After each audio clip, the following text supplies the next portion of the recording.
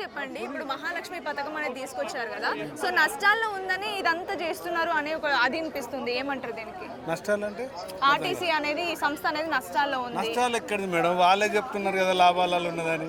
100% కాదు, 110% ఓఆర్ పెరిగింది, అన్ని లాభాలలోనే ఉన్నదన్నాడు. మేము అయినా కష్టపడి వాళ్ళ సంక్షేమ పథకాలన్నీ మేము అమలు చేసినాము.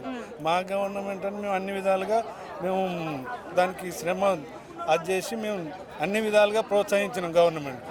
మాకు ఉన్న వాళ్ళు హామీలు ఇచ్చిన డిమాండ్లే నెరవేర్చు అంటే ఇది కుదరదు అంటే ఎట్లా మేడం?